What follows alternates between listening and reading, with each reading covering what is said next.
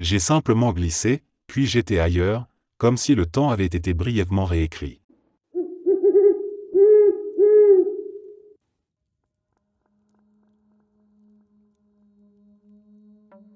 C'était une nuit banale, rien de spécial au départ. Mon ex et moi étions tranquillement assis dans le salon, à parler de tout et de rien, quand on a décidé de rejouer à ce petit jeu qu'on faisait parfois. On appelait ça notre jeu de télépathie chamanique. L'un de nous pensait à une forme, un carré, un cercle, un rectangle ou une étoile, pendant que l'autre essayait de deviner simplement en se concentrant. D'habitude, c'était juste un jeu pour rire, mais cette fois, quelque chose était différent. On réussissait presque à chaque coup. Sans se tromper. C'était comme si on savait vraiment ce que l'autre pensait.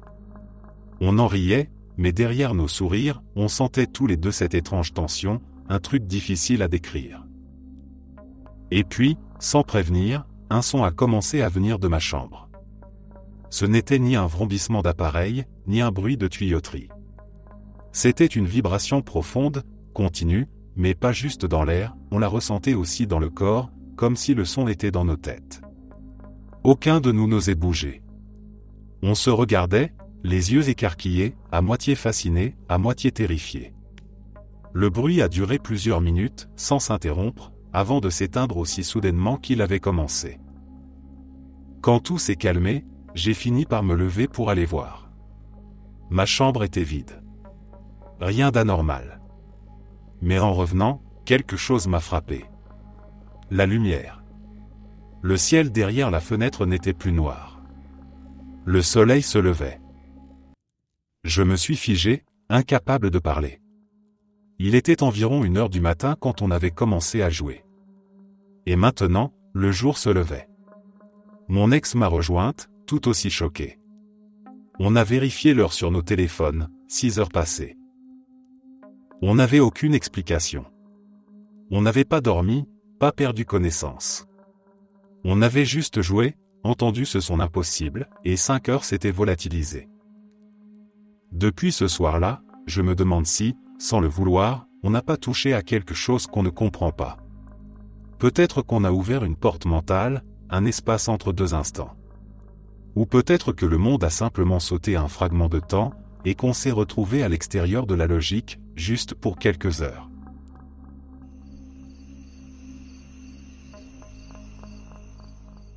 Cette histoire va être un peu longue, parce que chaque détail compte.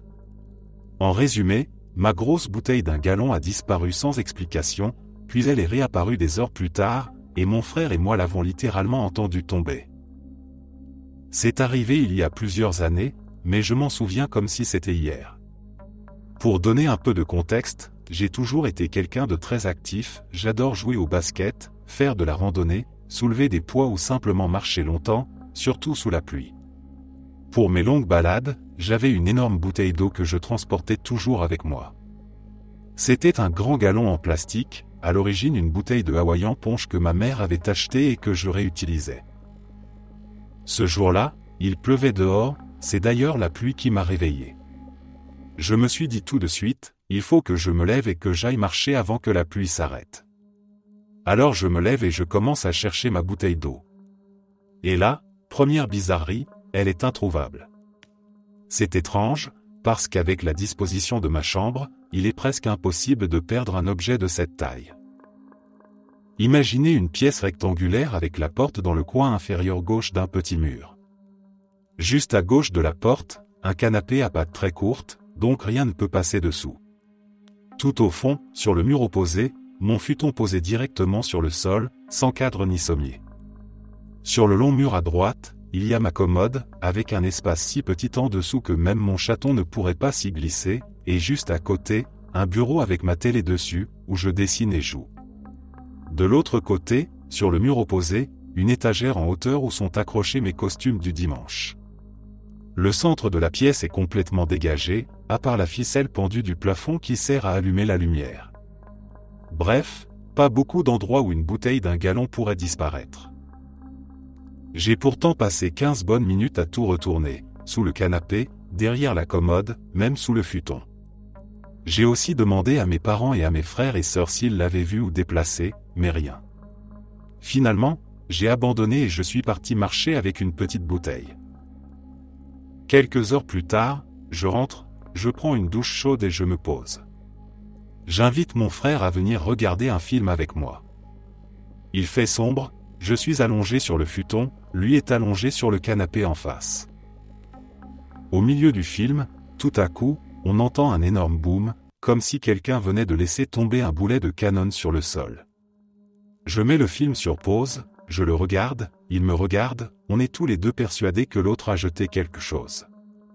Je me lève, tire sur la ficelle pour allumer la lumière, et là, en plein milieu de la pièce, se trouve ma bouteille. Elle est posée sur le sol, et l'eau à l'intérieur remue encore, comme si elle venait tout juste de tomber du ciel.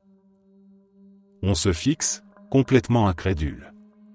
Parce qu'on sait tous les deux choses avec certitude. Premièrement, il n'y avait nulle part où cette bouteille pouvait se cacher, et deuxièmement, elle avait bel et bien disparu. Comment a-t-elle pu réapparaître au milieu de la pièce, sortie de nulle part? Rien au-dessus d'où elle aurait pu tomber, aucun meuble sous lequel elle aurait pu être. C'était comme si elle avait littéralement disparu de la réalité, avant de glitcher de nouveau dans notre monde quelques heures plus tard. Ce n'est pas la chose la plus terrifiante qui me soit arrivée dans cette maison, mais c'est sans doute la plus incompréhensible.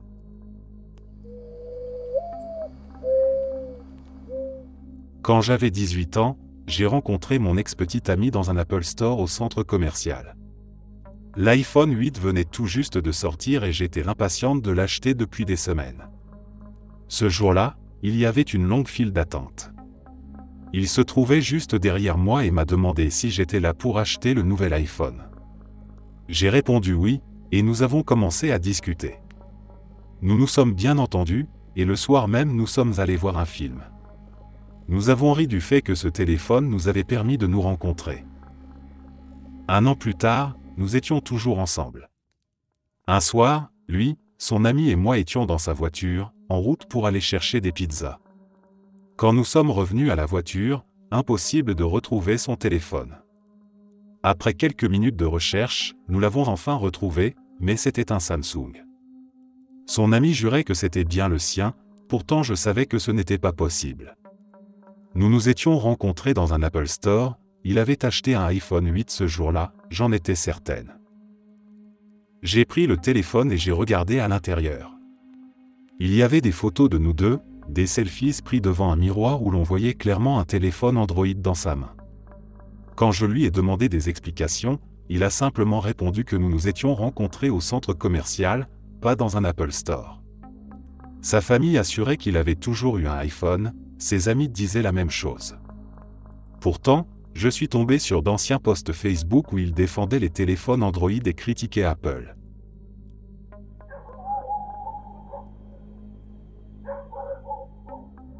J'y pense depuis environ une semaine.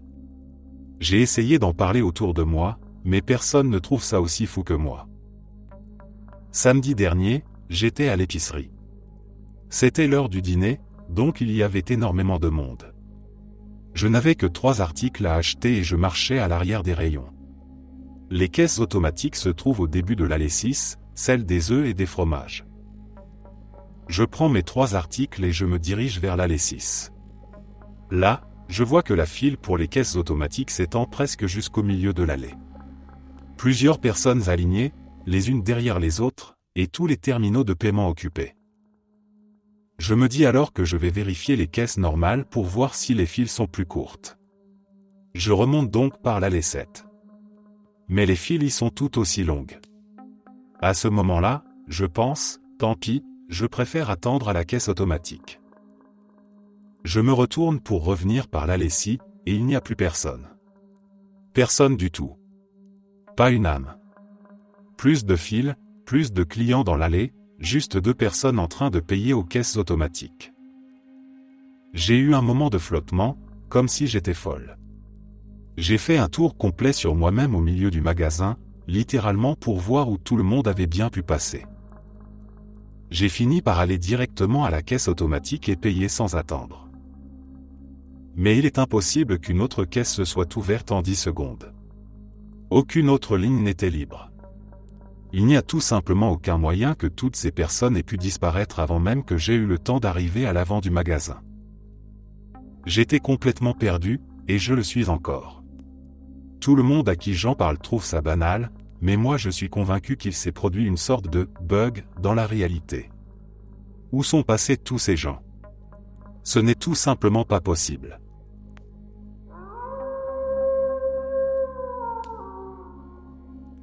J'ai ce sac à dos depuis 7 ans. C'est un Osprey Farpoint 40 litres qui m'a accompagné partout dans le monde. Il a 2 fermetures éclair principales qui permettent d'ouvrir tout le compartiment, un peu comme une valise. Il y a environ 1 an, j'ai remarqué qu'une des tirettes en plastique avait disparu. Elle s'était détachée de la fermeture et je ne l'ai jamais retrouvée. Ça m'avait agacé, parce que je ne pouvais plus ouvrir le sac des 2 côtés. Je devais me contenter d'une seule fermeture, ce qui rendait les choses pénibles. Si je voulais glisser quelque chose rapidement par le haut, je ne pouvais pas. Il fallait ouvrir tout le sac et le poser au sol, sinon tout tombait. Et puis, le week-end dernier, en rentrant de voyage, la tirette manquante était là. Juste accrochée à la fermeture, comme si elle n'avait jamais disparu. Je l'ai fixée du regard pendant de longues secondes, incapable de comprendre. Elle était identique, même usure, même couleur, même texture. J'ai cherché une explication logique. Peut-être que quelqu'un avait un sac identique et avait remplacé sa tirette, et que par hasard elle avait fini sur le mien. Mais quand et comment? Personne n'a touché à mon sac, il n'a jamais quitté ma vue. Alors je me retrouve avec ce mystère absurde. Pas un grand événement surnaturel, pas une coïncidence bouleversante. Juste un minuscule décalage dans le réel, assez insignifiant pour être ridicule, mais trop précis pour être ignoré. C'est étrange, d'avoir l'impression qu'il y a eu une faille dans la continuité du monde, et que tout ce qu'elle m'a rendu, c'est une tirette de sac à dos.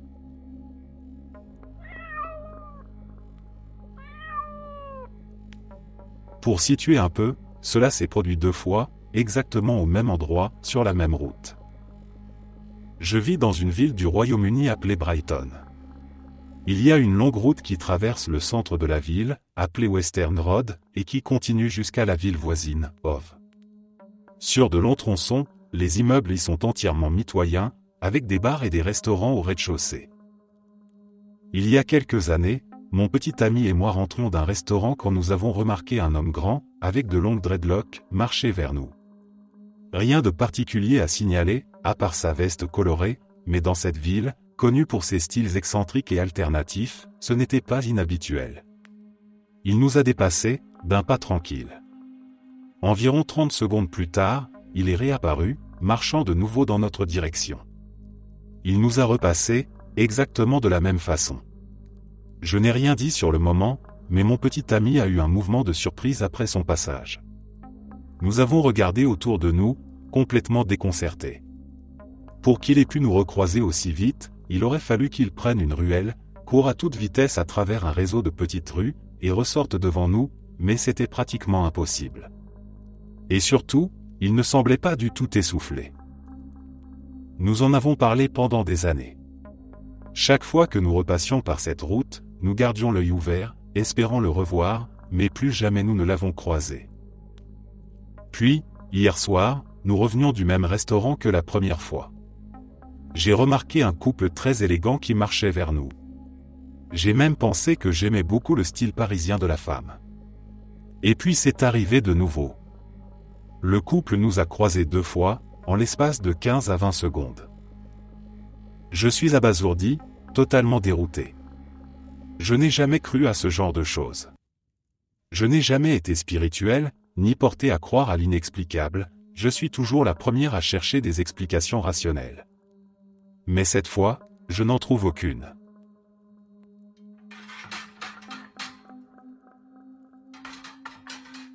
J'étais tranquillement installé chez moi, un samedi soir tout à fait ordinaire.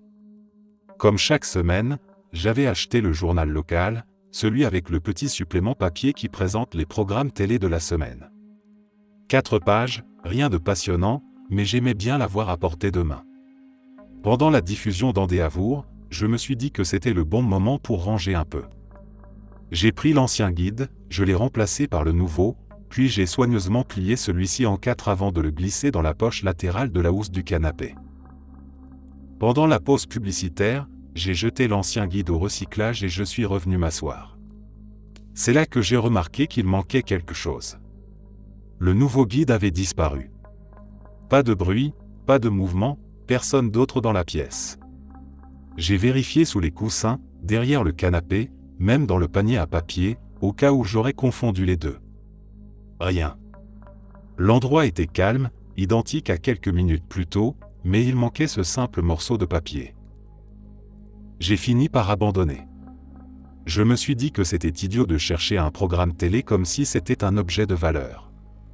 J'ai laissé tomber et j'ai repris la série. Pourtant, quelque chose restait étrange, un petit malaise difficile à nommer. Quand Tandéavour s'est terminé, je me suis levé pour éteindre la lumière, et là, juste à côté du canapé, il était là. Le nouveau guide, posé sur le sol, plié en 2 et non en 4, comme si je ne l'avais jamais touché. Le papier semblait neuf, pas marqué par mes plis, pas même un coin froissé. Notre aspirateur a disparu. Dimanche de cette semaine, mon fiancé et moi avons vu une partie de notre aspirateur disparaître. À moins qu'on se trompe dans nos souvenirs, ce qui est une possibilité, voici comment les choses se sont déroulées. Mon fiancé, appelons-le B, s'est levé avant moi. Il a nourri nos 2 lapins et voulait passer un coup d'aspirateur pour ramasser un peu de foin tombé au sol, mais il a remarqué que l'aspirateur n'avait plus de batterie. Voici comment notre aspirateur est configuré. C'est un modèle rechargeable, composé de 3 parties principales, le bloc principal avec la batterie et le filtre, le tube, et l'embout du sol qui le transforme en aspirateur standard. Comme nous n'avons pas beaucoup de prises dans le salon et que nous ne voulions pas qu'il reste dehors en permanence, nous avons installé son chargeur et son support dans le garage, juste à côté de la cuisine. Donc, dimanche matin, B prend l'aspirateur, retire l'embout du sol, le suspend au crochet dans le garage, le branche pour le charger, puis continue sa journée. Plus tard, je vais chercher l'aspirateur pour nettoyer quelques poils dans le salon. J'entre dans le garage, et la partie principale de l'aspirateur n'est plus là. J'ai demandé à B où il l'avait mise, et il m'a regardé sans comprendre, il l'avait accroché la même matinée. Le câble est toujours là. Le crochet aussi. L'embout du sol est posé juste en dessous. Mais plus d'aspirateur. Nous avons fouillé toute la maison de fond en comble, plusieurs fois. Notre maison n'est pas grande, nous n'avons pas d'enfants, nous n'avions reçu personne la veille, et la porte du garage était bien fermée. Nous n'avons aucune idée d'où il a pu passer, si quelqu'un l'a pris, ou s'il a simplement disparu. L'affaire a commencé à nous angoisser un peu, alors nous avons appelé mon frère pour avoir un autre avis. Il nous a conseillé de filmer toute la maison, histoire d'avoir une preuve de ce qui s'y trouve au cas où l'aspirateur réapparaîtrait le lendemain. Ainsi, nous saurions si nous l'avions manqué la première fois ou s'il n'était vraiment pas là. B a filmé chaque pièce, et l'aspirateur n'apparaît nulle part. Il est même allé jusqu'à vérifier le grenier, les poubelles, le jardin et chaque placard, au cas où l'un de nous l'aurait déplacé en dormant. Et pourtant, rien. Aucune trace de l'aspirateur. C'était il y a environ 1 an, un matin comme tant d'autres. Il était un peu plus de 4h30, la route encore déserte, les lampadaires espacés, cette lumière d'avant l'aube qui rend tout un peu irréel. J'allais tranquillement vers mon travail, les yeux habitués à cette obscurité familière. Devant moi, j'ai aperçu un semi-remorque sans remorque. C'était évident, je voyais distinctement les feux rouges du bas, se fixer juste sous la partie d'attelage. Le camion roulait à bonne allure, et je suis resté derrière lui un moment, observant les lumières qui balayaient la route à intervalles réguliers. Au bout de quelques minutes, j'ai décidé de le doubler. J'ai mis le clignotant, changé de voie, accéléré. Et au moment où j'ai été à sa hauteur, un truc m'a frappé. Il y avait une remorque blanche. Éclairée, massive, bien visible. J'ai ralenti un instant, totalement déstabilisé. 1 minute plus tôt, il n'y avait rien derrière ce camion. J'en étais certain. J'ai continué à le dépasser et je suis repassé devant lui, essayant de me convaincre que j'avais dû me tromper, qu'avec l'obscurité et les reflets des phares, j'avais mal vu. Pourtant, dans le rétroviseur, c'était bien le même camion, les mêmes feux, la même allure. Quelques kilomètres plus loin, j'ai pris la voie de droite pour sortir. Le camion me suivait toujours, alors que je ralentissais. Puis il m'a dépassé sur la gauche. Et là encore, la remorque blanche était bien là, lumineuse dans la nuit. Mais à peine eut-il dépassé ma voiture qu'elle s'était volatilisée. Devant moi, il n'y avait plus qu'une cabine noire et les feux rouges de l'attelage, suspendus dans le vide. Je n'étais pas fatigué, pas somnolent. J'ai refait ce trajet des dizaines de fois depuis, à la même heure, sur la même route. Jamais rien de semblable ne s'est reproduit.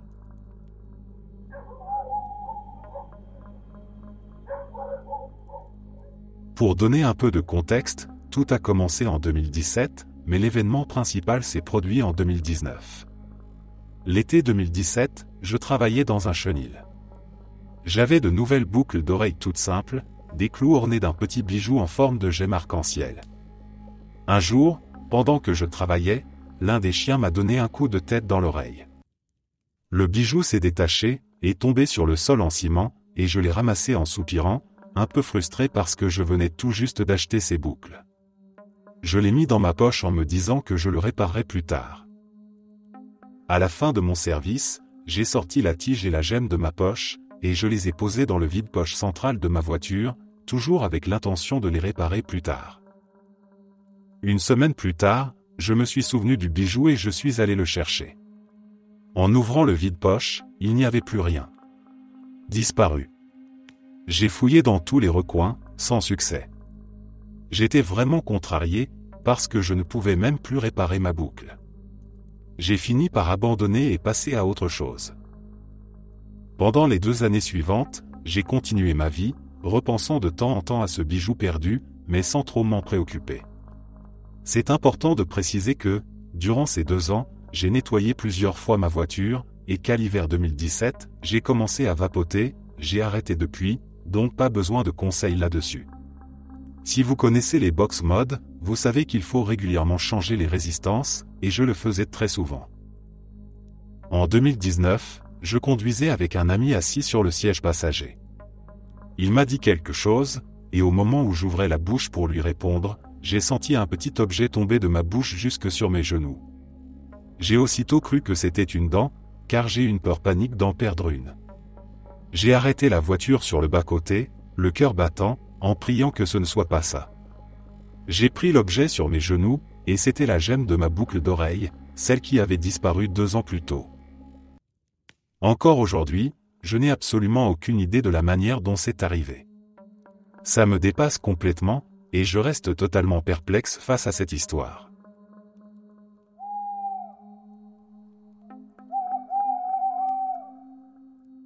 C'était il y a quelques années, un après-midi banal, lumineux, sans rien de particulier. Il devait être autour de 3 ou 4 heures quand ma mère m'a demandé d'aller lui acheter des médicaments. J'ai pris mon téléphone, mes clés, et je suis sorti. En chemin, j'ai eu envie de grignoter quelque chose, alors j'ai décidé de m'arrêter dans un quartier un peu différent de celui où je vais d'habitude. Après avoir acheté à manger, j'ai repéré une petite pharmacie à quelques pas. Elle n'avait rien de spécial, une enseigne un peu délavée, la porte entr'ouverte, et à l'intérieur, un vieil homme derrière le comptoir. Il avait l'air calme, poli, et m'a servi sans hésiter. Je lui ai donné la liste, il a trouvé les boîtes rapidement, m'a rendu la monnaie, et je suis ressorti. Avant de rentrer, j'ai appelé ma mère pour vérifier la commande. Elle m'a dit qu'elle avait déjà retrouvé l'un des médicaments à la maison, et qu'il fallait le rapporter. Je me suis donc dirigé de nouveau vers la même pharmacie, le sachet à la main. Mais quand je suis entré, l'endroit avait changé. À la place du vieil homme, 2 femmes se tenaient derrière le comptoir. Elles discutaient tranquillement, et m'ont regardé avec étonnement quand je leur ai expliqué que j'étais venu rendre une boîte achetée quelques minutes plus tôt à l'homme âgé. L'une d'elles a froncé les sourcils et m'a répondu qu'il n'y avait jamais eu d'homme travaillant là, qu'elle tenait la boutique seule depuis des années. Je leur ai montré le sac, les médicaments, le reçu. Rien n'y faisait. Elles étaient sincères, presque inquiètes, comme si c'était moi qui délirais. L'endroit semblait pourtant identique, les étagères, le comptoir, même l'odeur de désinfectant dans l'air. Tout, sauf lui. Je suis sorti sans insister, le cœur battant un peu trop vite. Sur le chemin du retour, j'ai choisi de ne rien dire à ma mère. J'ai simplement prétendu qu'elle n'avait pas voulu reprendre la boîte. Mais cette scène, ce vieil homme que personne d'autre n'a vu, je ne l'ai jamais oublié.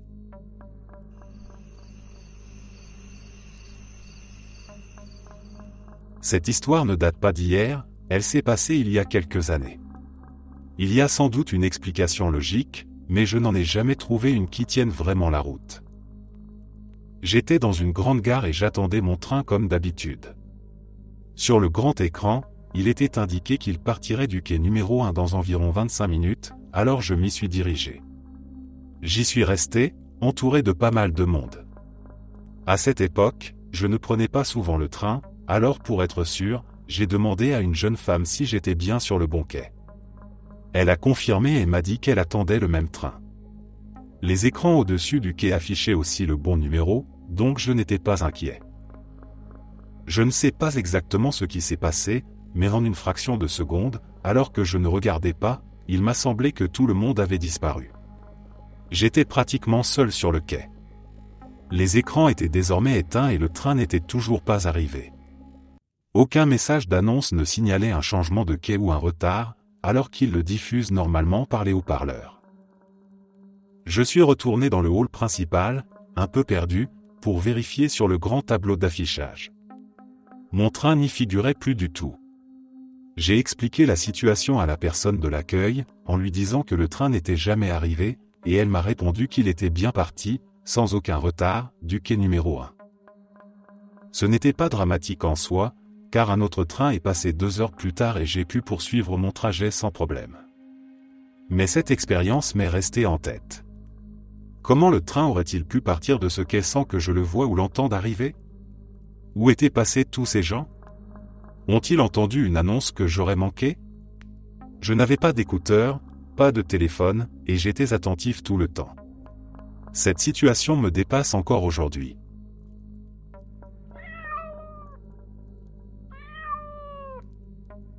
Chaque matin, la routine était la même. Je préparais mon shaker de protéines, le versais dans mon gobelet Yeti, et après ma journée, je le rinçais dans l'évier du bureau avant de le ranger dans mon sac repas. Rien de particulier, juste une habitude bien rodée. Ce jour-là, tout s'est déroulé comme d'habitude. J'ai rincé le gobelet, les essuyé rapidement, puis les glissé dans mon sac avant de prendre la route du retour. Le trajet s'est passé sans incident, juste la radio et les feux rouges habituels. Mais quand je suis rentré et que j'ai sorti mon sac de la voiture, quelque chose m'a tout de suite semblé étrange. Le poids du sac était différent, plus léger. En l'ouvrant, j'ai vu que le gobelet n'était plus là. Pas de fuite, pas de traces de liquide, simplement vide. Je suis entré chez moi, un peu agacé, pensant que je l'avais peut-être oublié au bureau. Et là, en posant mes clés, je l'ai vu. Le gobelet Yeti, parfaitement rincé, posé dans l'évier de la cuisine, comme si je venais juste de le laver. Pas de traces d'usage, pas une goutte d'eau autour, exactement à sa place habituelle. J'ai eu ce moment de flottement où le cerveau essaie de raccorder les fils logiques, où tout paraît un peu trop net pour être vrai. J'ai vérifié la voiture, le sac, la table, rien. J'étais seul, et personne n'avait accès à la maison.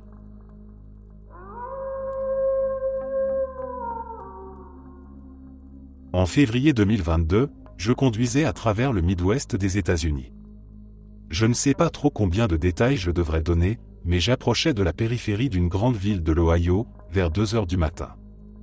Je n'avais plus de cigarettes, presque plus d'essence, et il me restait encore environ 3 heures de route avant de rentrer chez moi. D'après l'application Maps, la prochaine station-service ouverte se trouvait de l'autre côté de la ville. Mon tableau de bord indiquait que j'avais tout juste assez de carburant pour y arriver, alors j'essayais de conduire le plus prudemment possible. C'est alors que j'ai vu une station Speedway, très éclairée, qui semblait ouverte. On pouvait la voir depuis l'autoroute. J'ai donc pris la sortie et me suis arrêté pour faire le plein. Il n'y avait aucune autre voiture. La pompe n'a pas accepté ma carte de crédit et affichait une erreur à chaque fois que je tapais mon code postal. J'ai supposé que le lecteur de carte était défectueux. Je suis donc entré à l'intérieur pour payer et j'ai demandé au caissier un paquet de cigarettes. Je lui donnai la marque quand il a terminé ma phrase à ma place, puis il m'a dit en plaisantant, « Je croyais que tu avais arrêté. » Mon cerveau fatigué n'a pas trop réagi. Beaucoup d'endroits où j'achète mes cigarettes se souviennent de la marque que je prends et me reconnaissent. Et comme j'ai un visage assez jeune, j'entends souvent des remarques du genre « Tu devrais arrêter ». Je n'y ai donc pas prêté plus d'attention que ça, jusqu'à ce que je réalise plus tard que je n'étais jamais passé par cette station auparavant et que je ne reconnaissais pas le caissier. Bref, il a encaissé, ma carte a encore été refusée, j'ai payé en liquide et je suis reparti. Je n'y ai pas repensé, à part me dire que c'était étrange. J'ai supposé que ce caissier avait peut-être travaillé dans une autre station où j'étais déjà allé, et que ma carte avait été bloquée à cause de mes tentatives répétées à la pompe. J'ai refait le même trajet 2 ou 3 fois en 2022. Une fois, je manquais encore d'essence presque au même endroit et je me suis souvenu de cette station Speedway et de la sortie où elle se trouvait. Mais en approchant, cette fois en plein jour, je n'ai vu aucun panneau indiquant une station-service, et elle n'était visible nulle part depuis l'autoroute. J'ai pensé que j'avais dû me tromper, mais comme il faisait jour, d'autres stations étaient ouvertes, alors je me suis arrêté à la suivante. En 2023, j'ai fini par déménager dans cette ville. Il m'arrive encore de passer devant cette même sortie. À chaque fois, je me dis, je suis sûr qu'il y avait une station ici, même si l'endroit serait un peu étrange pour en construire une, sur une sorte de talus entre plusieurs bretelles d'accès. Au printemps, ils ont commencé des travaux exactement à cet endroit. Aujourd'hui, il y a une nouvelle station Speedway, pas encore ouverte. Elle est exactement comme dans mon souvenir, sur le talus, avec un mur de soutènement d'un côté et plusieurs rampes à sens unique de l'autre. Je ne vois pas comment j'aurais pu mal m'en souvenir. Je ne peux pas m'empêcher de me demander si je n'ai pas, d'une manière ou d'une autre, traversé le temps. J'ai l'impression d'avoir fait le plein, il y a 3 ans et demi, dans une station qui n'existe pas encore. Peut-être que ma carte avait été refusée parce qu'à cette époque j'habitais ailleurs, avec un autre code postal, ou parce qu'elle était expirée dans le futur. Ce qui est étrange, c'est que je songe justement à arrêter de fumer ces derniers temps. Et pourtant, d'après ce voyage, je continue à fumer au moins jusqu'à ce que cette nouvelle station ouvre, assez longtemps pour que le caissier me reconnaisse avant que je lui dise que j'arrête. Je ne sais pas trop quoi penser. J'ai un peu peur d'y aller quand elle ouvrira, et je ressens toujours une légère angoisse en passant devant. En même temps, j'ai envie de faire un croquis de ce dont je me souviens à l'intérieur, puis d'y retourner pour comparer. Ce serait à la fois fascinant et terrifiant de voir que tout correspond.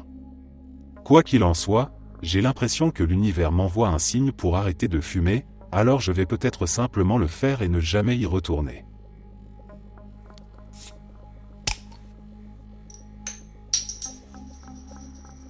Je venais juste de sortir de la douche, prête à me mettre au lit.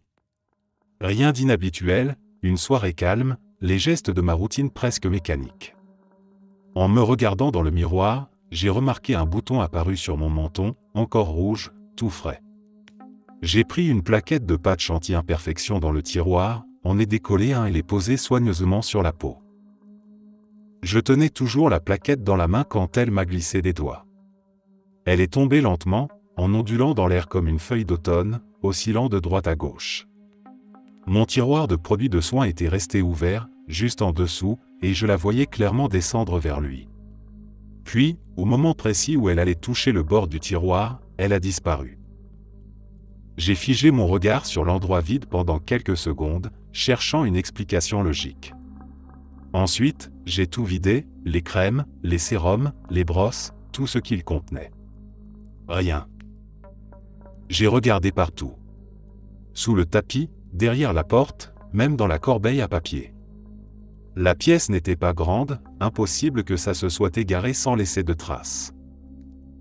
C'était comme si l'objet s'était effacé juste avant de toucher le sol.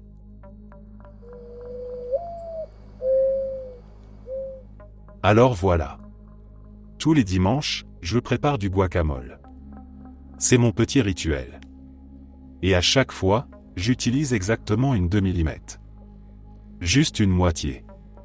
Je la presse, je mélange le tout, puis je remets l'autre moitié au réfrigérateur pour plus tard. Ce dimanche, rien de différent, j'ai fait mon guacamole, utilisé une demi-limette et laissé l'autre moitié au frigo. Simple. Puis, mercredi, j'ai décidé d'en refaire parce que ma sœur n'avait pas mangé son avocat et je ne voulais pas qu'il se gâte. Je lui ai demandé si je pouvais l'utiliser, elle a dit oui, et je me suis souvenu, parfait, il me reste la moitié de limette de dimanche.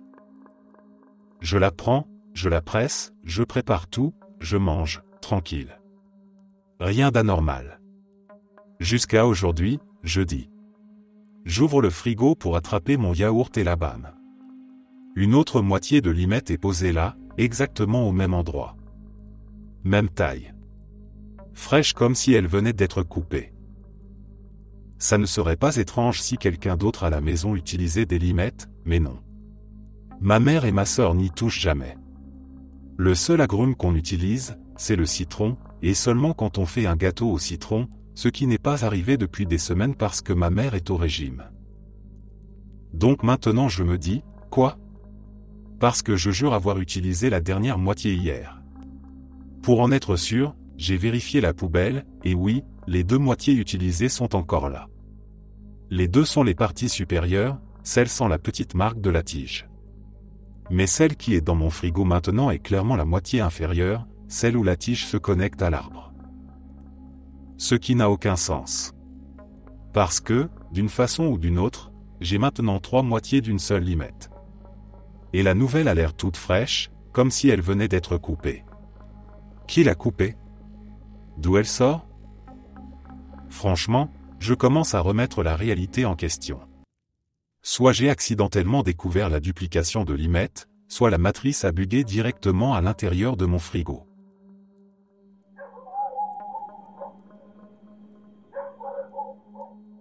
Il y a 3 ans, un détail minuscule a bouleversé ma façon de voir le monde. Rien de spectaculaire, pas d'événement extraordinaire, juste quelque chose d'apparemment anodin, mais qui, depuis, me revient sans cesse en mémoire. Ce soir-là, je quittais le travail vers 19h, ma mallette à la main. Elle était couverte de plusieurs autocollants que j'avais accumulés au fil du temps. En marchant dans la rue, j'ai remarqué que l'un d'eux se décollait à moitié. Il battait contre mon écharpe, collé au tissu. Agacé, je l'ai arraché complètement et l'ai jeté dans une poubelle publique. J'ai même eu un petit pincement, parce que j'aimais bien cet autocollant, il venait d'un voyage à l'étranger. Puis j'ai continué mon chemin, pressé de ne pas rater le métro. Une trentaine de minutes plus tard, arrivé chez moi, j'ai posé la mallette sur le sol avant de retirer mon manteau. Et c'est là que je l'ai vu. L'autocollant. Exactement le même. Collé au même endroit que tout à l'heure, comme si rien ne s'était passé. Il était parfaitement lisse, bien fixé, sans trace de décollement. Je me suis accroupi, l'ai touché, tiré un peu sur le bord, vérifié s'il pouvait s'agir d'un autre identique, mais non, c'était celui-là.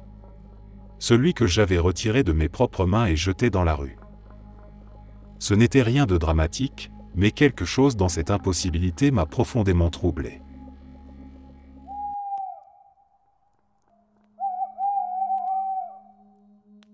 J'utilise la reconnaissance vocale parce que je conduis, donc j'espère que tout sera bien retranscrit. La nuit dernière, j'ai vécu un phénomène étrange qui me laisse encore mal à l'aise. Je vais essayer de faire court. Je suis arrivé au concert où je devais travailler, et quand je me suis garé devant le club, j'ai voulu attraper quelque chose sur le siège passager. À ce moment-là, ma bague, que je portais à l'index droit, a glissé de mon doigt. Je l'ai entendu heurter la portière du côté passager avec un petit ding, donc j'ai supposé qu'elle était tombée entre le siège et la portière, ou peut-être sous le siège. Avant de continuer, il faut que je précise que cette bague a une énorme valeur sentimentale pour moi. C'est un objet que j'ai toujours sur moi. Si je la perdais, je serais dévasté. Bref, avant d'entrer travailler, j'ai vérifié l'endroit où je pensais qu'elle serait, entre le siège et la portière, mais elle n'y était pas. J'ai cherché sous le siège, dans tous les recoins et les fentes visibles. Rien.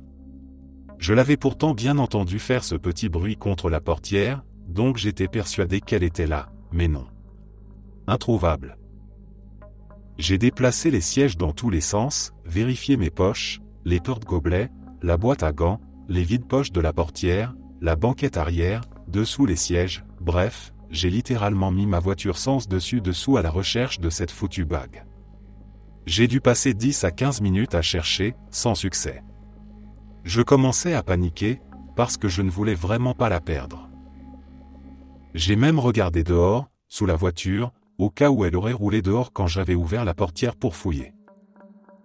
Je manquais de temps parce que je devais aller bosser, alors j'ai décidé de remettre les recherches à plus tard. Après le concert, j'ai raccompagné une amie chez elle, et quand elle est sortie de la voiture en me disant au revoir, j'ai remarqué la bague posée parfaitement au milieu du siège passager, bien en évidence, exactement à l'endroit où elle était assise. Je lui ai demandé, « Quoi ? Tu as trouvé ma bague ?» Et elle m'a répondu, « Non, de quoi tu parles ?» Je lui ai alors expliqué que je l'avais perdue dans la voiture avant le concert et que j'avais passé un quart d'heure à la chercher. Elle a juré qu'elle ne l'avait pas trouvée, ni même sentie sous elle. Et c'est une grosse bague, donc si elle s'était assise dessus, elle s'en serait forcément rendue compte.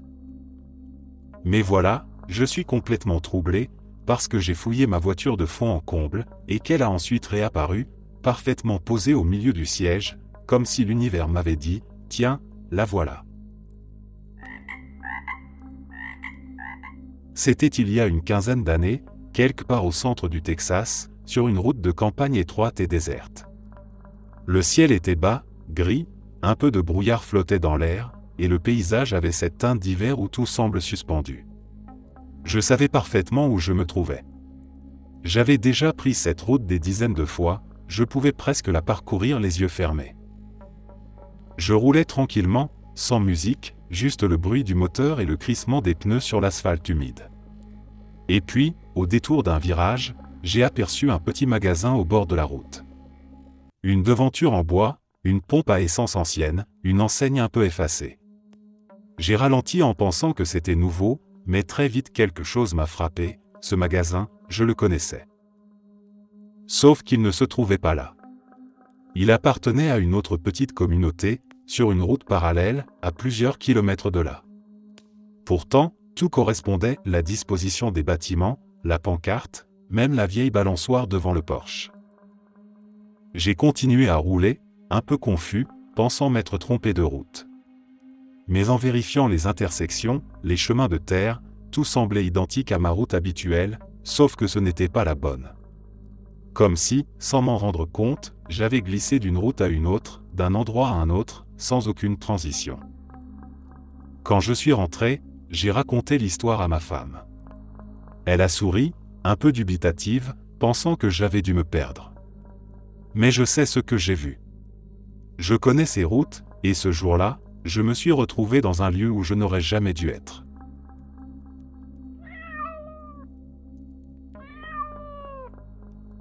J'ai déjà raconté cette histoire sur Internet, mais jamais sur ce forum, qui semble pourtant être l'endroit le plus approprié, alors la voici.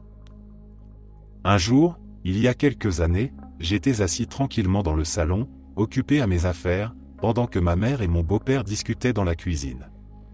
Dans notre ancien appartement, la cuisine était séparée du salon par 2 murs. Nos 2 chiens étaient là aussi. Mon beau-père est le propriétaire de l'un des chiens, une chienne noire appelée Nina. Il lui parle souvent comme à un enfant, en disant des choses comme « Salut, Nina. Comment s'est passée ta journée ?» Bref, ils discutaient normalement, je pouvais les entendre depuis le salon. Ma mère a demandé à mon beau-père s'il voulait du café, et il a répondu quelque chose comme « Non merci, j'en ai déjà bu il y a 1 heure, quand je suis allé à ce bar, tu sais, celui sur la route. » Il a alors commencé à parler longuement de ce bar, de ce qu'il y avait fait et des gens qu'il y avait rencontrés. Et tout à coup, alors qu'il parlait encore, une deuxième voix, identique à la sienne, s'est fait entendre et a dit « Nina, regarde. » C'est maman, en parlant probablement de ma mère, tandis que la première voix, continuait son discours sur le bar de la route. Puis, d'un seul coup, le silence complet. Les deux voix se sont arrêtées en même temps. Je me suis levé, complètement paniqué, et je suis allé dans la cuisine. Ils étaient là, tous les deux, assis tranquillement, sans dire un mot. « C'était quoi, ça ?» ai-je lancé. Ils n'avaient aucune idée de ce dont je parlais. Et encore aujourd'hui, ils ne savent pas.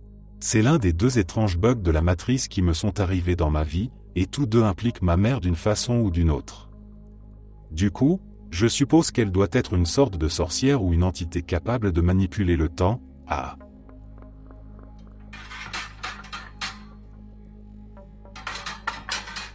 Je tournais une vidéo pour TikTok, une simple suite à un contenu précédent qui servait de conclusion, donc rien de très élaboré. J'ai parlé pendant environ 3 minutes, puis j'ai fait une courte pause avant de reprendre la parole pendant encore 1 ou 2 minutes, le temps de me préparer un café et de conclure la vidéo. Mais au moment de monter la vidéo, quelque chose m'a glacé d'incompréhension. La deuxième partie avait disparu. À la place, il y avait une série de séquences étranges, entre 4 et 6 petits clips. On m'y voyait faire des gestes que je ne reconnaissais pas, des mouvements lents, presque mécaniques, et surtout fixer la caméra d'un air vide. Le plus dérangeant, c'est que je n'ai jamais filmé ces moments-là. Je n'ai aucun souvenir d'avoir agi ainsi, ni même d'avoir arrêté de parler une seule fois pendant l'enregistrement. Je suis resté figé devant l'écran. J'ai revu les images plusieurs fois pour comprendre, cherchant une explication logique, mais rien ne collait. Ces plans semblaient vraiment venir de ma caméra, dans le même décor, avec la même lumière, mais ce n'était pas moi. Pendant des semaines, je n'ai pas réussi à me sortir ça de la tête. J'essayais de comprendre s'il s'agissait d'un bug, d'un montage automatique, d'un piratage ou d'un test d'intelligence artificielle. J'ai encore la vidéo comme preuve, mais je n'ose pas la publier. Je n'arrive toujours pas à expliquer comment ces images se sont retrouvées là, ni pourquoi elles donnent l'impression d'une autre présence, d'un double que personne n'a jamais filmé.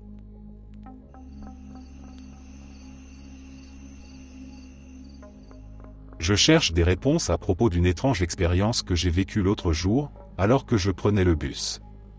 J'avais un rendez-vous chez le médecin et, comme ma voiture était en panne, j'ai dû prendre le bus à la place. J'attendais à l'arrêt.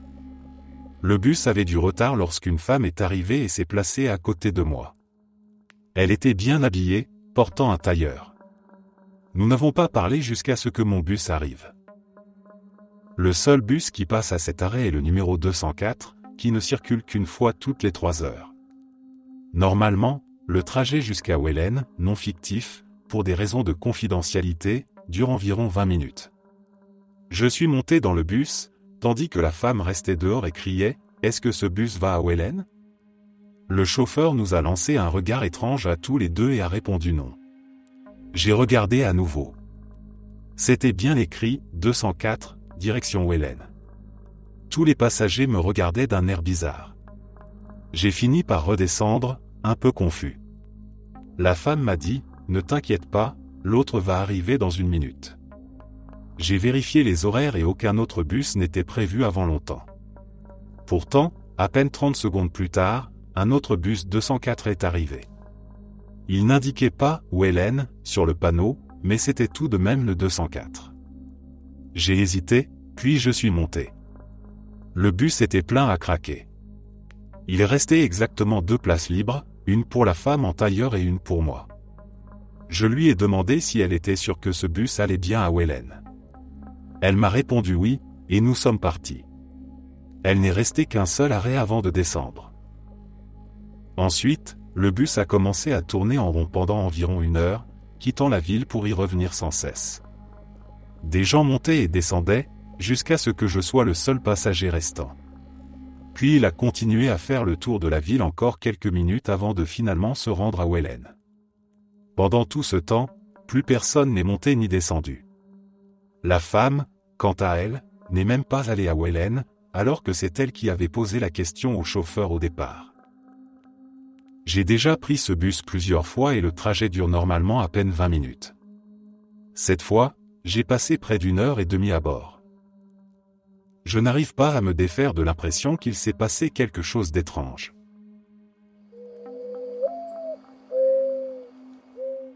J'ai enjambé ma chienne pour aller à la salle de bain. Elle était couchée juste devant la porte, comme à son habitude. En essayant de ne pas la déranger, j'ai heurté le genou contre une poignée du meuble encastré à côté de l'évier, ce qui l'a fait sursauter. En riant un peu, je lui ai dit « Désolé ma grande, je ne me souvenais pas que ces poignées étaient aussi longues, sachant très bien que je suis maladroite et que j'ai tendance à faire du bruit quand j'essaie de passer discrètement. » Je me suis assise, sans y penser davantage, mais en relevant la tête vers le meuble, quelque chose m'a frappé. Les poignées ne me disaient rien. Elles paraissaient plus longues, plus épaisses, comme si elles avaient été remplacées. Par curiosité, je me suis levé pour les toucher. Le métal était froid, parfaitement lisse, presque trop propre pour ce vieux mobilier. Même la façon dont les portes s'ouvraient semblait différente, plus souple, plus silencieuse. Je vis ici depuis environ 7 mois, et je passe dans cette salle de bain plusieurs fois par jour. J'aurais forcément remarqué un tel changement. Pourtant, je n'arrivais pas à retrouver l'image des anciennes poignées dans ma tête. Plus je les observais, plus j'avais la sensation d'un décalage, comme si quelque chose dans la pièce avait été déplacé, remplacé, ou simplement modifié, sans que je sache quand ni comment.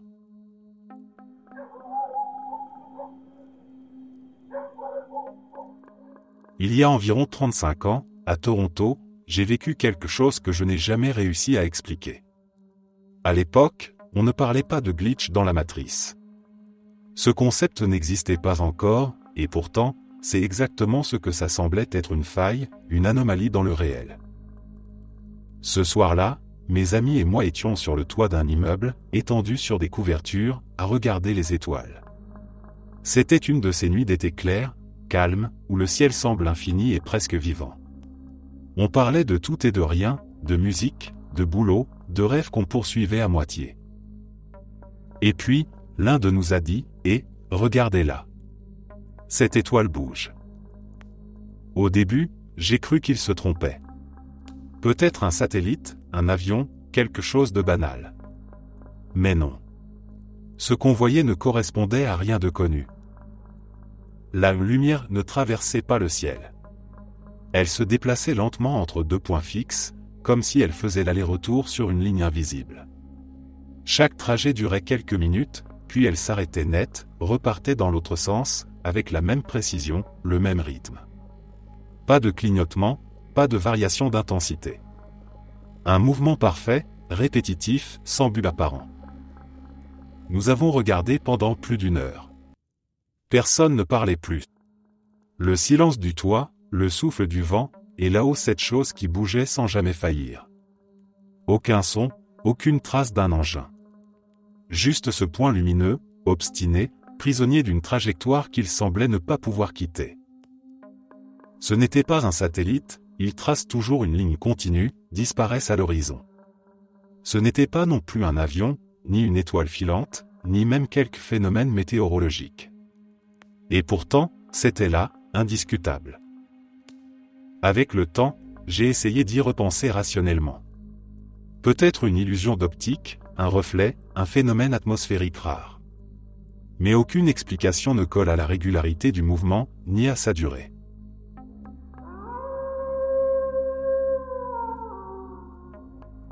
C'était il y a quelques mois. Rien de spectaculaire, mais assez étrange pour que ça me reste en tête. Chaque soir, mon mari descend nos verres d'eau posés sur les tables de chevet pour les remplir à nouveau. Il dit toujours qu'il n'aime pas l'eau poussiéreuse, alors il la renouvelle systématiquement avant qu'on aille se coucher. Ce soir-là, j'étais déjà au rez-de-chaussée quand je l'ai entendu monter, puis redescendre presque aussitôt. Le bruit familier du verre qu'il posait sur le plan de travail s'est fait entendre dans la cuisine. Rien d'inhabituel jusque-là. Mais en entrant dans la pièce, j'ai remarqué qu'il n'y avait qu'un seul verre sur l'îlot. J'ai trouvé ça un peu étrange, puisqu'il rapporte toujours les deux. J'ai pensé qu'il n'avait peut-être pris que le sien, ce qui serait vraiment surprenant, parce qu'il ne manque jamais de s'occuper du mien, même quand on est en froid. Ce soir-là, tout allait bien entre nous. Quelques minutes plus tard, on est monté ensemble avec 2 verres d'eau fraîche. Il m'en a tendu un que j'ai posé sur ma table de chevet. En le déposant, j'ai remarqué qu'il n'y avait pas d'ancien verre. J'ai donc supposé que celui qu'il avait rapporté tout à l'heure était le mien, et qu'il n'avait tout simplement pas eu besoin d'en descendre un autre. Je suis ensuite allé dans la salle de bain pour me préparer. Quand je suis revenu dans la chambre, quelque chose a immédiatement attiré mon attention, il y avait 2 verres d'eau sur ma table de chevet. 2. Le nouveau que je venais de poser, et un autre, identique, juste à côté. Le verre disparu était revenu. J'ai appelé mon mari, un peu déconcerté, et je lui ai dit, « C'est bizarre, je te jure qu'il n'y avait pas de verre ici tout à l'heure. » Il s'est approché, a regardé la table et m'a répondu, « C'est vrai que c'est étrange. Quand j'ai descendu les verres, il n'y en avait pas sur ta table, c'est pour ça que je n'ai pris que le mien. » On s'est retrouvés là, à regarder ces 3 verres d'eau répartis dans la chambre, 2 sur ma table, 1 sur la sienne. Les tables de chevet sont petites, il n'y a rien dessus à part un livre, un baume à lèvres et le verre. Il n'aurait pas pu être caché. Pourtant, il était bien là maintenant, posé à sa place, comme s'il n'avait jamais disparu.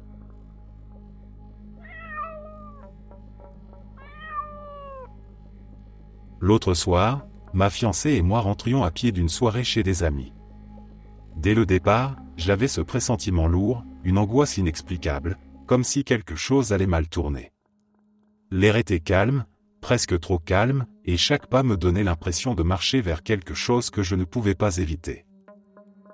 Nous avons traversé la rue, et c'est là qu'il est apparu.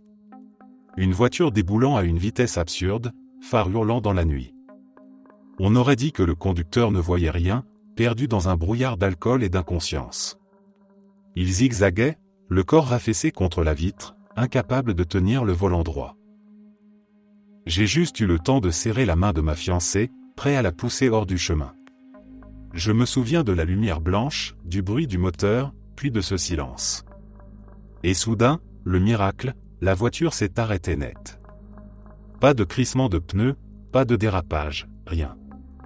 Simplement, elle s'est figée devant nous, comme si une main invisible l'avait stoppée. On est resté là, pétrifié, le cœur battant à tout rompre. Il n'y avait pas d'explication. Même le conducteur semblait hébété, les yeux vides, sans comprendre lui-même comment il avait pu s'arrêter à temps. On a continué notre chemin en silence, sans un mot, encore secoué. Mais le lendemain, quelque chose clochait. D'abord, des détails. Mon chapeau, je l'avais toujours eu avec des boutons de pression à l'arrière. Maintenant, c'était une lanière en cuir. Ma voiture, garée devant chez nous, avait une éraflure sur la portière que je n'avais jamais vue auparavant. Et sur le siège passager, un vieux briquet que j'avais perdu des années plus tôt. Puis c'était autre chose, une impression subtile, mais tenace. Les couleurs semblaient légèrement différentes, les odeurs, les sons, tout paraissait décalé. Comme si le monde avait été reconstruit à l'identique, mais avec des imperfections minuscules que seul mon esprit pouvait repérer. Ma fiancée aussi le ressentait. Elle disait que certains de ses souvenirs semblaient flous, comme si des choses n'étaient jamais arrivées, ou s'étaient passées autrement. Nous avons ri, nerveusement, en plaisantant que nous avions peut-être changé d'univers cette nuit-là.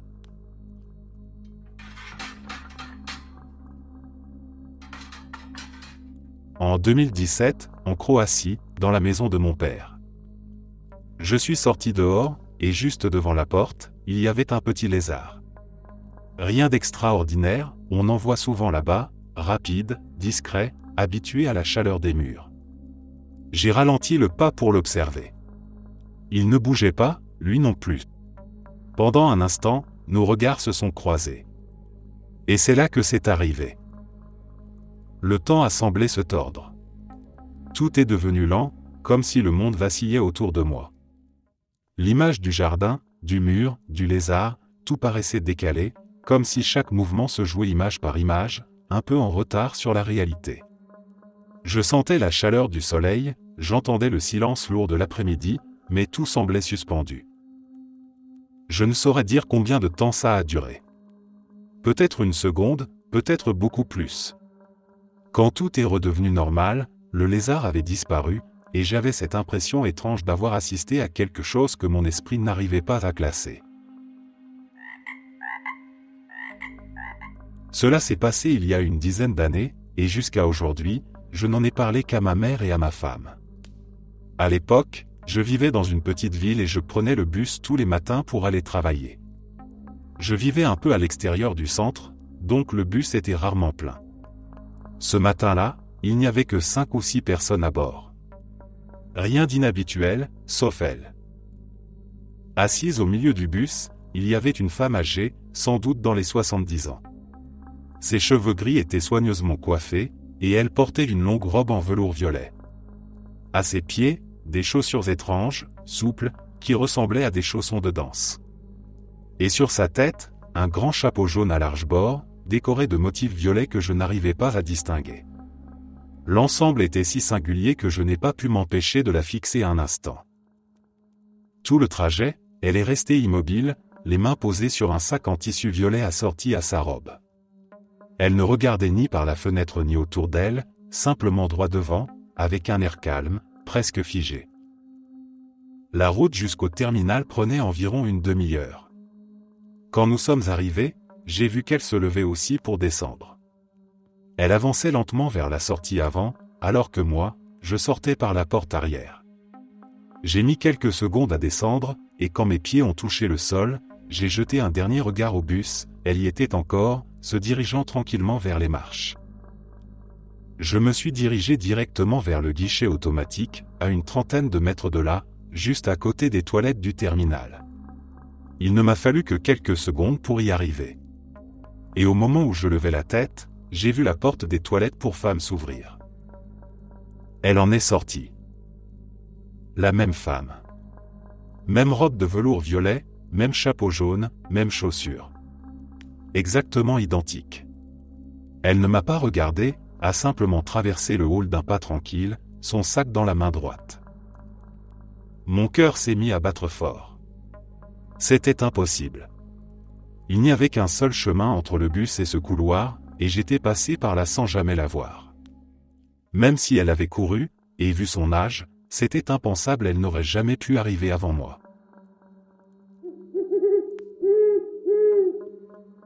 J'étais seul à la maison, en train de ranger le garage.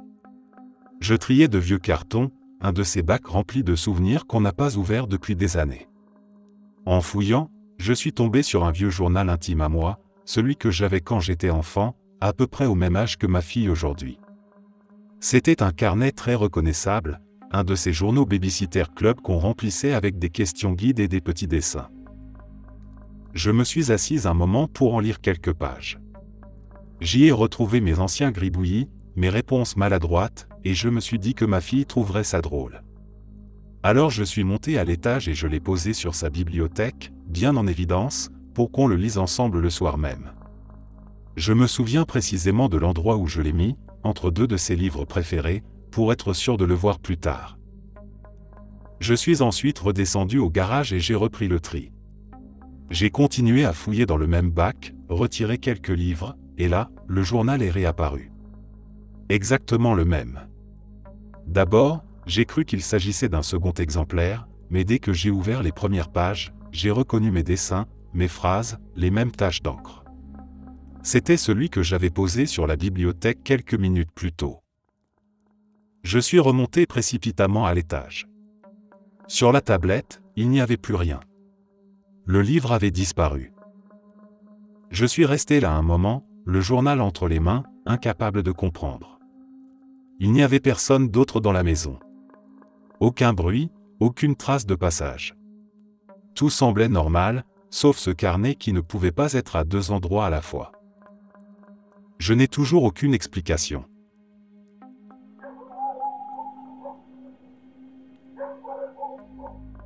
L'autre nuit, mon mari et moi nous sommes réveillés vers 3 heures du matin, sans trop savoir pourquoi. La maison était silencieuse, mais dans notre chambre, un bruit étrange se faisait entendre. C'était comme si quelque chose tombait lentement, glissant sur l'air ou se déplaçant sans toucher le sol. Un son doux mais insistant, presque hypnotique. Nous avons allumé la lampe de poche pour chercher la source du bruit. Rien. Ni sur le sol, ni au plafond, ni autour du lit. Tout semblait normal. Et pourtant, ce son continuait, juste à la limite de l'audible. Puis, sur le mur en face de nous, une lumière a commencé à clignoter. Un éclat néon, bleuté, presque électrique. Elle apparaissait, disparaissait, revenait plus vive. Ce n'était pas un reflet, ni la lumière d'un appareil. C'était comme une respiration lumineuse, pulsée, irrégulière. Au bout de quelques secondes, nos yeux ont commencé à battre au rythme de cette lumière. Nos visions se brouillaient, puis revenaient nettes, comme si la pièce respirait autour de nous. Mon cœur battait fort. J'ai attrapé la main de mon mari. « Tu vois ça toi aussi ?» Il m'a répondu d'une voix tendue, « Oui. » À partir de là, tout a basculé. La lumière s'est mise à tourbillonner, lentement d'abord, puis plus vite, dans un coin de la pièce, à l'endroit exact où nous avions braqué la lampe. Les murs semblaient se tordre, comme si l'espace lui-même se pliait vers ce point. Une sorte de vortex s'est formé, un mouvement circulaire, profond, presque vivant. On aurait juré qu'il aspirait la lumière, l'air, tout autour. Nous étions figés, tétanisés. Je sentais un bourdonnement dans mes oreilles, une vibration dans tout mon corps. Mon mari a tenté de rallumer la lampe, et aussitôt, tout s'est arrêté. Plus de vortex. Plus de clignotements. Le silence total, brutal. Nous avons gardé une veilleuse allumée jusqu'à l'aube, incapables de replonger dans le noir. Depuis, rien d'anormal n'est réapparu. Pas un son, pas un éclat de lumière. Pourtant, chaque nuit, nous vérifions ce coin du mur avant d'éteindre. Je n'ai pas d'explication logique. Comme si, cette nuit-là, quelque chose avait tenté de s'ouvrir, juste un instant, entre notre monde et un autre.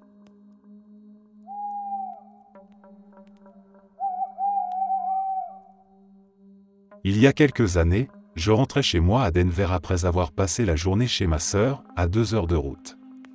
Je devais travailler à 6 heures du matin et j'étais parti bien plus tard que prévu, vers 10 heures du soir. Normalement, j'aurais dû arriver chez moi autour de minuit. J'ai installé mes 2 enfants dans la voiture et j'ai pris la route vers le nord, sur l'I-25, un trajet que je connais par cœur. En quittant Pueblo, j'ai regardé l'heure une seconde sur le tableau de bord, il était exactement 22h30. À ce moment-là, j'ai aperçu dans mon rétroviseur une lumière d'un blanc tirant sur le jaune, très vive, presque aveuglante. J'ai plissé les yeux, cherchant à distinguer d'où elle venait. L'instant d'après, j'ai tourné à droite, et j'étais garé devant chez moi, à Denver. Je ne me souvenais pas avoir traversé Colorado Springs ni rien du reste du trajet. Tout s'était comme effacé. Mes mains tremblaient sur le volant. J'ai regardé l'heure à nouveau, 22h30. Mon téléphone affichait la même chose, tout comme l'horloge de la voiture. Ma fille, sur la banquette arrière, a dit avec étonnement, « Maman, on est déjà rentré ?» C'était super rapide. J'ai aussitôt appelé ma sœur, paniquée. Elle m'a confirmé que j'étais bien parti à 22h, et qu'il était maintenant 22h33. Elle n'y croyait pas. Elle répétait, « Tu plaisantes, c'est impossible que tu sois déjà chez toi. » Pourtant, j'étais là, devant ma maison, la voiture à l'arrêt, le plein encore intact, comme si je n'avais presque pas roulé. Je n'ai jamais su ce qui s'était passé cette nuit-là. Depuis, j'évite de conduire tard sur l'I-25. Le plus troublant, c'est que cela m'est arrivé plusieurs fois par la suite, à quelques mois d'intervalle, toujours sur ce même tronçon. Je n'ai encore trouvé aucune explication.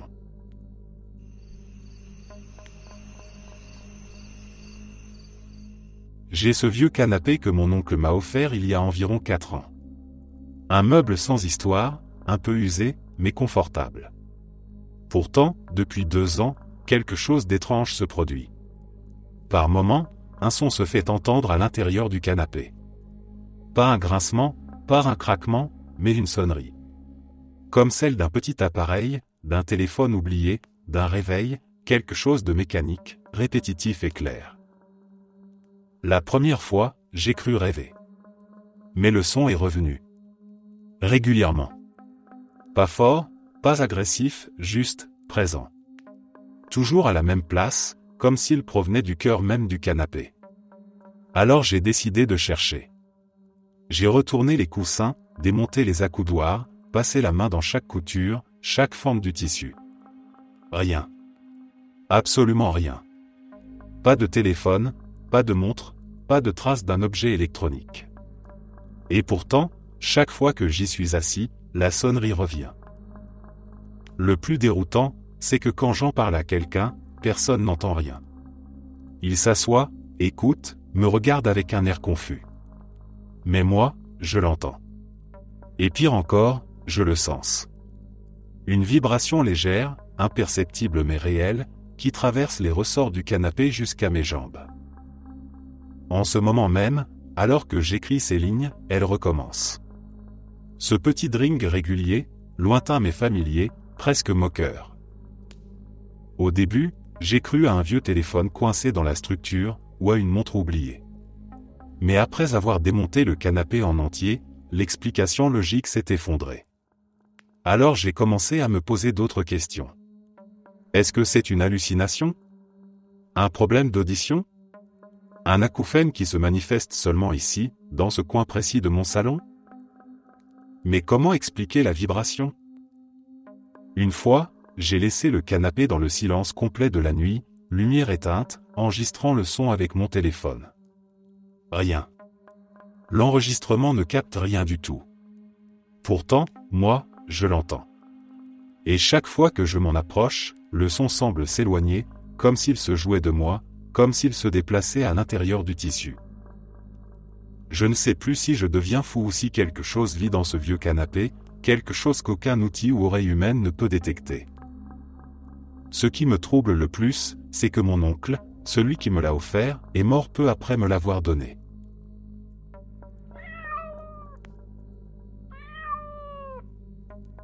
Mon mari était parti il y a environ 1 heure, dans notre voiture blanche. 15 minutes avant d'écrire ceci, je suis descendu à la cuisine pour me préparer quelque chose à manger. En passant devant la fenêtre, j'ai vu notre voiture reculer lentement de l'allée. Sur le moment, je n'ai pas trouvé ça étrange. J'ai simplement pensé qu'il était rentré en coup de vent, qu'il avait oublié un truc, et qu'il repartait aussitôt. Je l'ai appelé pour lui demander ce qu'il était venu chercher, mais il m'a répondu qu'il n'était pas encore rentré du tout, qu'il était toujours sur la route. Je lui ai alors raconté ce que je venais de voir. Intrigué, il a vérifié les images des caméras de sécurité. Selon l'enregistrement, la voiture n'avait bougé qu'une seule fois, au moment où il était parti, 1 heure plus tôt. Rien d'autre.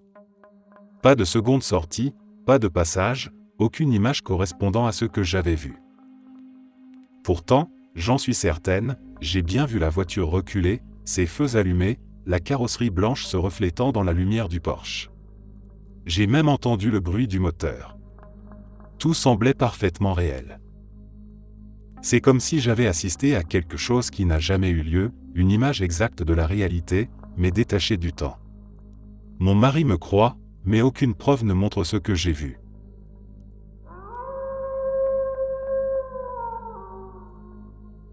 Je suis descendu à la cuisine pour me faire un croque-monsieur. Une fois le sandwich prêt, je suis remonté dans ma chambre pour regarder YouTube. J'avais mon téléphone en main tout le long. Je me suis assis sur le lit et, sans y penser, je l'ai glissé dans ma poche. Quelques minutes plus tard, j'ai voulu le reprendre pour changer de vidéo.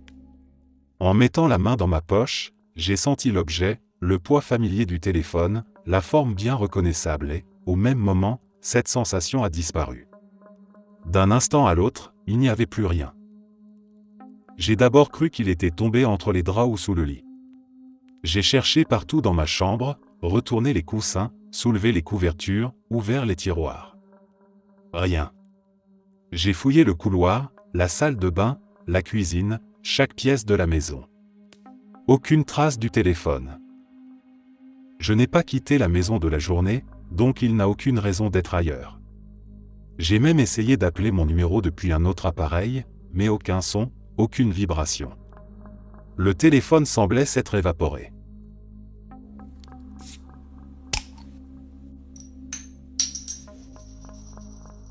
C'est arrivé aujourd'hui. Mon tout premier glitch, comme on dit. Je n'aurais jamais cru vivre un truc pareil. Mon partenaire est entré dans la pharmacie pendant que je l'attendais dans la voiture, juste pour récupérer mon traitement habituel. Elle est revenue quelques minutes plus tard avec une petite boîte à la main. Dès que je l'ai vue, j'ai su que quelque chose clochait. Mon médicament vient toujours dans une grande boîte, reconnaissable entre mille. Celle-ci était plus petite, différente. Je l'ai prise pour vérifier. L'étiquette indiquait Voltarol Emulgel, un simple gel antidouleur. Rien à voir avec mon traitement. J'ai regardé l'ordonnance et, effectivement, le même nom y figurait, Voltarol Emulgel. J'ai soupiré, persuadé que mon médecin s'était trompé dans la prescription. Je suis donc sorti de la voiture et je suis allé à l'intérieur pour éclaircir tout ça. En attendant dans la file, j'ai ressorti le papier pour le relire, et là, impossible à expliquer, le nom du médicament avait changé. Plus de Voltarol. C'était écrit Pentasa, mon traitement habituel, en toutes lettres. J'ai montré l'ordonnance au comptoir, ils m'ont donné la bonne boîte, et je suis retourné à la voiture encore sous le choc. En racontant ce qui venait de se passer à mon partenaire, elle m'a interrompu avant même que je finisse, elle aussi avait lu Voltarol la première fois, puis Pentasa quand je lui ai rendu la prescription. On est restés là, tous les deux, dans la voiture, à se repasser la scène encore et encore. 30 bonnes minutes à chercher une explication logique, sans en trouver aucune.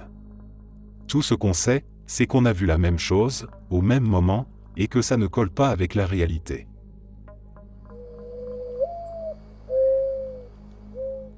J'avais une quarantaine d'années et je suivais ces ateliers pour le plaisir, sans prétention.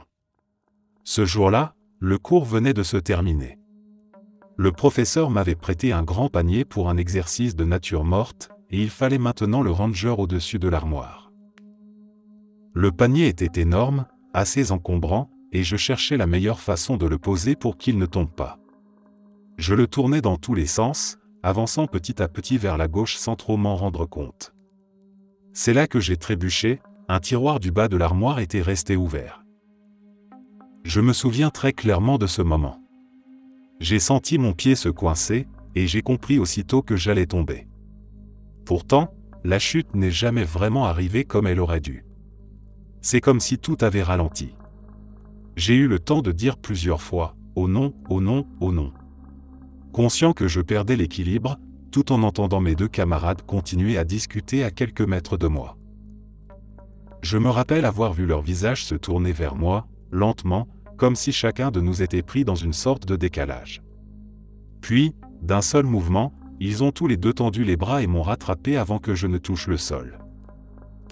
Quand j'y repense, j'ai vraiment l'impression que le temps s'est étiré, que tout a duré bien plus longtemps qu'une simple seconde de déséquilibre. Eux aussi semblaient troublés, comme s'ils avaient vécu la même distorsion que moi.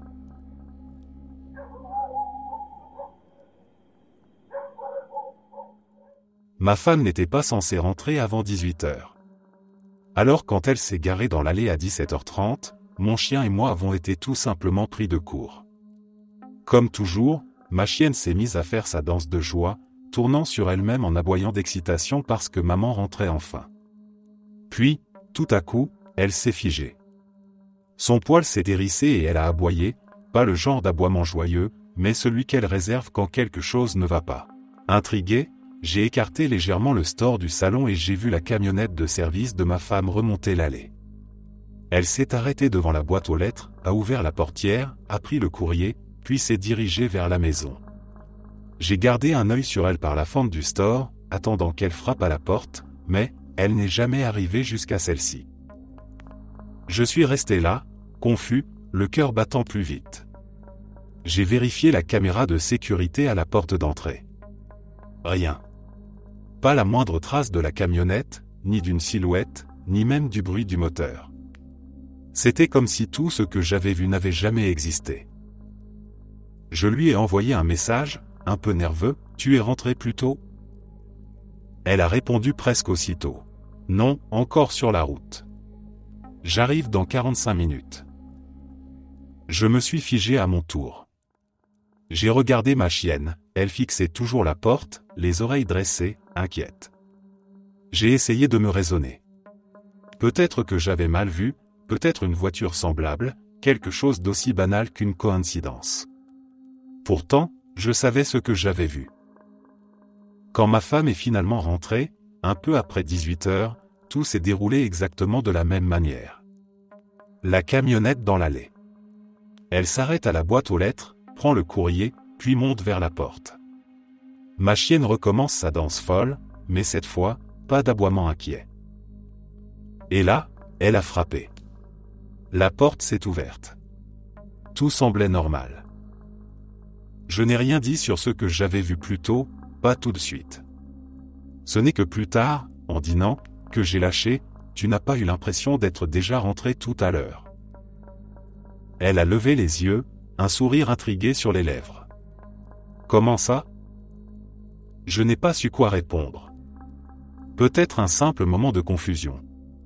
Ou peut-être que, pour une fraction de seconde, quelque chose dans le monde s'est répété, s'est mal recollé.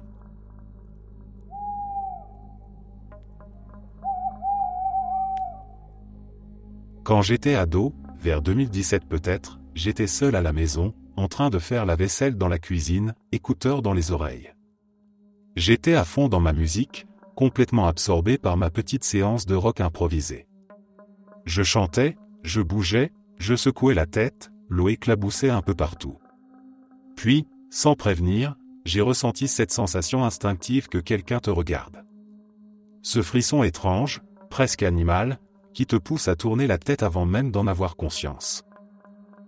Et là, à moins d'1 mètre de moi, se tenait une silhouette. Celle d'un homme, formé d'une lumière bleutée, presque brumeuse.